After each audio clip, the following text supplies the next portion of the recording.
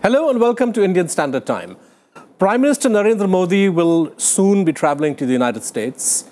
And one of the highlights of his visit will be an interaction he will have with executives from a range of computer and internet-related companies in Silicon Valley.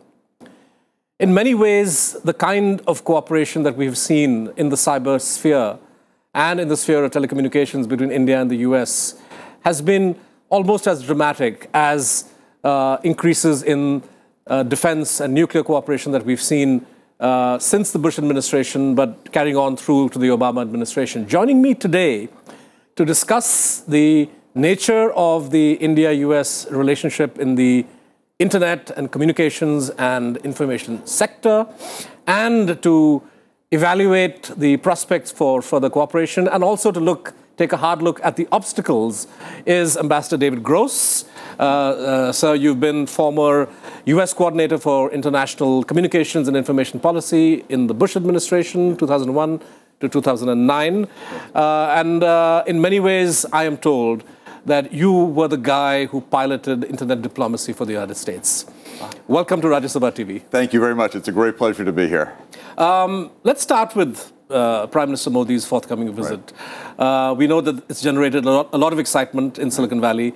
The size of the Indian market is an obvious attraction. Yes. If you consider the extent to which the internet has penetrated and reached 1.2 billion Indians, it's barely a drop in the ocean. Prospects for growth are enormous, and prospects for cooperation, including commercial cooperation between US companies and India, are enormous. What's your sense of the state of play right now in terms of Indian domestic policy? Prime Minister Modi has announced this concept of Digital India, which has generated some excitement in the US. How do you see the trajectory of future cooperation between the US and India in this important sector? Well, I think it's actually an extraordinarily exciting time, and maybe even a truly historic time between the United States and India.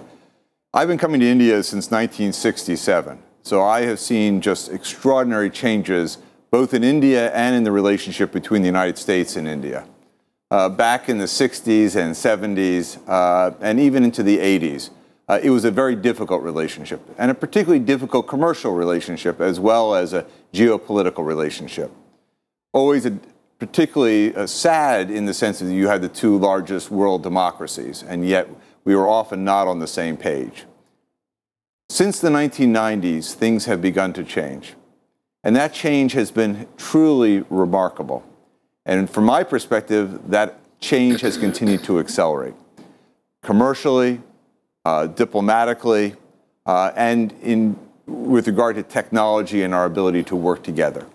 The world that we live in today and the relationship between the United States and India today does not look at all like the relationship that we had a couple of decades ago. So the meeting between Prime Minister Modi and the President, the meeting between Prime Minister Modi and Silicon Valley and others comes at a very important time. We've seen changes in the Indian government and its relationship to issues such as internet governance. We've seen commercial agreements. We've seen a deepening of the relationship. Of course, much of this began during the Clinton administration in the 1990s.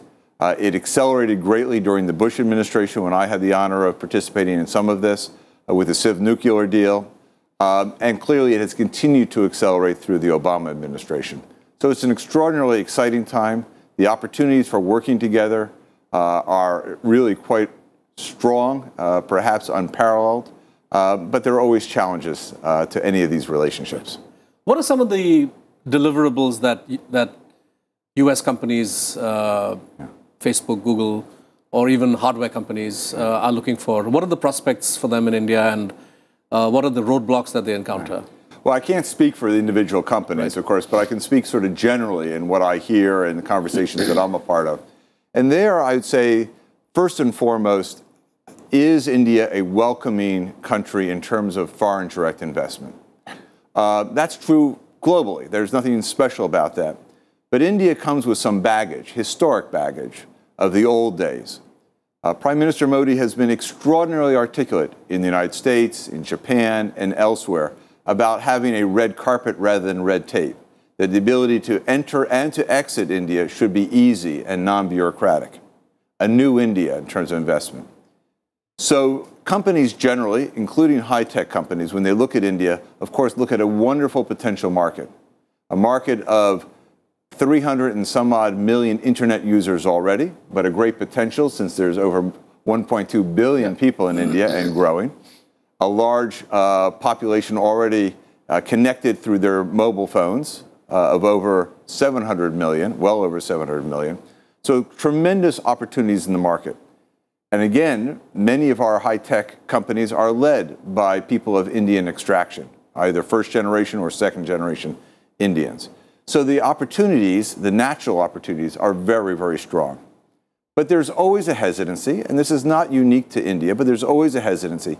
How welcoming is the market from a regulatory perspective, from an investment perspective, and the like? Those are the things that are important to see. The government would say that they have a very open and enabling environment. Yeah. Where's the problem? Yeah, that certainly is the statement. And I think there's sometimes, and this is not unusual, sometimes there's a disconnect between the political statements and the bureaucratic responses. So, for example, things that I've heard that are concerning include things like the ability of companies to be able to know that there's a regulatory level playing field. Is there an opportunity for companies to come in and compete equally? Is there an opportunity to be able to enter and exit the market reasonably? So, for example, there's a very well-known case having to do with Docomo, a big Japanese company, not an American company, having an investment here with Tata, and having a mid-level person at the Reserve Bank of India say that they can't enforce a contract that would protect Docomo in their losses. It's not a gain, it's a loss. Are contracts that are freely negotiated between two big multinational companies allowed to go forward? Or do companies have to worry about what mid-level bureaucrats say, despite what the Prime Minister and the ministers and others say? Right. That's not unique to India. Let me be clear. I'm not trying to say that there's something unusual. What I think India... Because if the rules stipulate something, then a bureaucrat has to follow that. No, well... Or may get into trouble with the courts. You know, that's always the case. And therefore, it's particularly strange when the rules don't require it, which I believe it happens to be the case here. But that's why India comes with one strike against it, to use an American term. That is its history. And in the fact that, without doubt, in the old days, it was not a welcoming environment. It was considered too bureaucratic, too difficult. What I think President Modi, what Prime Minister Modi has been saying, as, by the way, Prime Minister Singh began before as well, was that this is a new India, a welcoming that would not have those bureaucratic problems in the same sort of way. And so, as all companies do, they want to participate, but they often sort of wait to see what really happens. To what extent are Indian concerns about the need to have servers located in India, right, and for companies like Google or Facebook to make those kinds of physical investments here? Right. To what extent are these obstacles from your point of view? I think they're tremendous obstacles. Most of the attention has been on the companies that are required to do this, and I think that's important. But I think the reason I am so against those types of things is it hurts the common man, and I'll explain if you'd like to do that. Yeah. There is no good technical reason why each country, or even major countries, needs to require servers to be localized. Often it makes sense economically and technically, and they happen naturally. And I would imagine in places like India, that might well be the case for many companies. But the brilliance of the movement towards the cloud, the ability to be able to have information flow seamlessly and easily, is a tremendous value to people because it lowers the cost for systems to people, to consumers, to regular people, not just the companies, and provides first-generation services to individuals and companies, including small and medium-sized enterprises. When I was first had the honor of being ambassador, one of the issues that always would come up in discussions is technology transfer. The sense that the good technology, the sense that the good software, that the first generation, the really good stuff, was already in the developed world, and that people in the developing world would only get hand-me-downs. And that was a serious issue. With the cloud, one of the benefits of the cloud is everyone gets equal access at the same time to the newest and most innovative services, and types of access to the internet at very low cost, because you don't have to make the capital investments. When I'm an individual or a small company, like you have in India in the millions, you don't have to go and buy expensive computers in order to do it. You don't have to buy software. You can download it off the internet. If you go to data localization, you start to eliminate the economics of having that global cloud, of giving the common man that sort of access. Right. That would be a tremendous shame, I think. Well, I suppose the concerns are driven by the need to insulate or protect Indian critical infrastructure from disruption from overseas. And here, if India has one strike because of its history, the United States has a strike because of its history, from our perspective, where we've seen technology denial regimes being put in place, sanctions being put in place for reasons that we did not consider valid.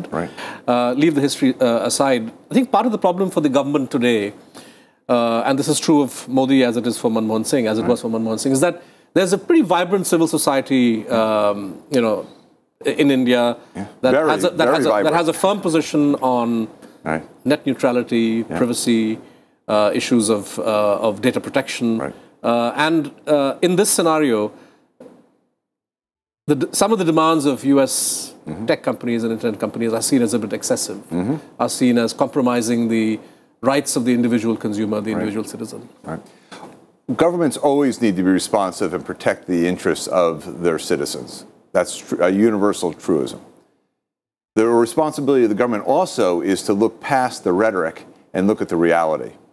And really the first question that always should be asked by government officials, this is certainly the case when I had the honor of being a government official, is it true? Does it make a difference? On many of these things, like data localization, I don't believe it really does not help solve the problem that some perceive there to be. The question of privacy, for example, and otherwise, or security. There is no demonstration that I have seen that shows that there really is a material impact. So it may make it easier for, say, a repressive government to clamp down on information if data is localized? It can. It increases the costs and therefore decreases the availability to the common man and to others, which seems counterproductive for any government. And also, it's not clear that it actually meets the security and privacy needs of its citizens. So I think that's a big. So government needs to look carefully. I will say, I was very pleased. There have been recent, very deep and very positive discussions between the Indian and the U.S. government on cybersecurity, just about 2 weeks or so ago, at very senior levels. And in my conversations with the senior U.S. officials responsible for this, is they were pleased. They thought that really for the very first time, they really got to talk in depth, technically, in ways that were really unprecedented, where there could be tremendous cooperation between our governments to really look at these issues and try to resolve them. Since you bring up the issue of cybersecurity, the OPM hack has caused a great deal of concern around the world, in India too. In the last 4 or 5 years, the Indian government has essentially not allowed the use of Huawei routers for fear that these are not secure and that they would compromise critical infrastructure here. But the ease with which hackers are able to inject worms into Cisco routers sets alarm bells ringing. I mean, are we making a mistake in, placing all our bets on American technology? I think it's independent to some degree of the technology. The problem is there are problems with the origin of technology because of national security concerns. That's one set of problems. A different set of problem, but perhaps related, is the question of cybersecurity in the sense of viruses, worms, access to information from hacking and so forth. And there, that problem does not seem to know national boundaries or the origins of equipment. And it's a very difficult set of issues, and one, again, that I think was the subject, I know was the subject of substantial discussions between the Indian government and the U.S. government, as well as globally, trying to find some path forward to figure out if there are international norms or otherwise that can be used in some enforceable way to try to prevent this. But it's a very serious set of problems. But would the United States and its instrumentalities and agencies like the NSA, for example, which have very advanced capabilities, be willing to work as an equal partner with India to ensure that Indian critical infrastructure is insulated to the greatest extent possible from these kinds of threats? I cannot speak or would there still be hesitation in sharing certain things? I can't speak for the U.S. government anymore, so I hesitate to do that. But I think the progress that has been made in recent years, or the past decade or so, between the Indian and the U.S. government, gives me every indication that what you were hoping for will be the case. That, in fact, they will work cooperatively and deeply together, as have Indian and U.S. companies and others, to do that. The relationships are very deep and are deepening.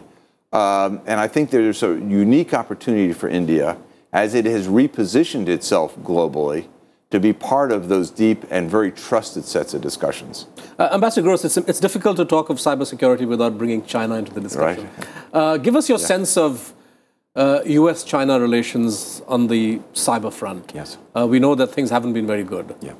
You know, as our relationship with India in these areas and our cooperation have gotten better, I'm sorry to say that our relationship and our cooperation, I believe, with the Chinese has deteriorated. And that's not good for anyone. The President Obama has made it clear that one of the top priorities that he will be talking with President Xi when he arrives in Washington next week will be, in fact, cybersecurity. That's truly remarkable. To have the president of these countries have as one of their top issues cybersecurity is practically unprecedented. So the subject has never been escalated to that level until now? It has, but I have not seen where it has such a headline aspect to those discussions. Right. It has, over the years, increased in its importance. It has been part of discussions, of course, although years ago it was not even part, it was too technical. Right. But the fact that when people talk about what these discussions will be about, cybersecurity is always amongst the top. That, in my experience, is unprecedented. Okay. Let me change gears a bit and go back to the time when you were in the Bush administration, and you were the go-to guy for all discussions in Washington on global internet governance. And this is the period when there is growing international discussion and debate on the need to multilateralize the control of the internet, if I put it that way. The fact is that whatever the U.S.'s intentions may be or its capabilities, there was and is a great deal of disquiet about the fact that the internet is headquartered or run by an American company, ICANN, which one way or the other is answerable to American law, to the American administration.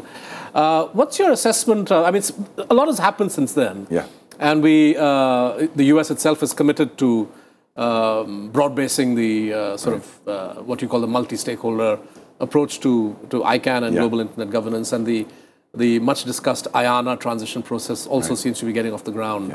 Yes. Give us a sense of whether the timelines that have been agreed to internationally will be met, or do you think this process of broad-basing the internet governance will still take 3-4 years more? Well, I think this is going to be an ongoing discussion. I don't see there being an end date in terms of the discussion about internet governance writ large. There are issues about ICANN, and not to quibble, but ICANN doesn't really run the internet so much as it is responsible for the domain name, which is an important part of the process. But they don't control facilities, they don't control the access and things of that nature. But names are everything. I mean, just to... I mean, when the US and Russia were fighting over Crimea, the Russians accused ICANN of blocking a whole set of internet addresses. So in a way, this is US foreign policy being introduced in the internet sphere. Yeah, it's interesting. There were press reports and some wild comments, none of which, as far as I know, has ever been substantiated. But particularly, I know that they were not done by ICANN. There's a lot of mischief on the internet, but the ICANN piece is really has a very critically important role, but not one that's based on content or otherwise. There have been these claims in the past as well about somehow names be taken out of the root by ICANN, none of which has been true. So we always have to be careful. Remarkably, everything said on the internet is not true, it turns out. Nevertheless, I think this conversation about the future of ICANN is critically important. There have been proposals made by the U.S. government to transition the contractual relationship between ICANN and the U.S. government. That was made back in March of 2014. There has been a lot of work done on that area, a lot of progress done. It's not clear when, if and when that will happen, because the multi-stakeholder community, which is the world, has to come to some very important conclusions about what the process will look like, what the result will be, including what the accountability of ICANN will be, and how that will work. Those are tricky, difficult issues. They have not yet been resolved. Okay. The battle lines a few years ago were, on the one hand, what the US called a multi-stakeholder sort of model. Right. And then you had proposals from other countries, Russia, China. India was also on the fence on that one, on the need to have a multilateral, or in some sense, a UN-driven global governance system for the internet. Is that debate over in your mind, or do you think even after the IANA transition, there will still be calls for an ITU type of arrangement or some kind of a UN arrangement for managing the internet? I think Russia and Russia particularly, but others, other countries have made it clear that they don't see that debate ending anytime soon. Right. They continue to want government control over these important facilities. I think that the movement, however, I've been very pleased, and India has played an important part of that movement, Brazil has as well, has been towards a multi-stakeholder. And for your viewers, just to know, the issue is whether or not the rules of the road about the internet, technically and otherwise, should be determined by governments, acting as governments, or whether or not it should be based on a broader base of decision makers, depending upon what the issue is, including technical people, academics, companies, civil society, as well as governments, and a mixture of those in some appropriate fashion. The Indian government's decision, announced very recently at the United Nations as part of the World Summit on the Information Society 10-year review, which is going to happen in December of this year at the United Nations in New York. The Indian government statement endorsing the multi-stakeholder approach in full-throated, very clear fashion has been very welcomed by the global community that I deal with. I had the pleasure of meeting with very senior U.S. government officials about a week or so ago, and they brought up the fact that India and the Indian government had been so clear in their position and how pleased they were and how they saw that as being one of the bases for continued deepening of the relationship that you talked about economically, politically, and socially as our countries come together as well. There is a sense in which the new government of India position, which our minister articulated in Buenos Aires first, is predicated on an implicit understanding that India's endorsement, full-throated endorsement of multi-stakeholder system will be matched in some measure by the US accommodating Indian interests. And I know that on our side we're flagging this issue of servers, which you think is a no-go area. Huh? So there is possibility of hitting a roadblock? I don't know about the servers being a no-go. I have to say I've been sort of interested to learn the issue of where the root zone servers, which is a very technical question. There are 13, I believe. There used to be 13. I think there's still 13 of the original root zone servers. Where they're located and how they have a relationship to each other is an old issue. That was part of the original architecture of the internet. Once upon a time, countries and governments would come and say, we would like one too.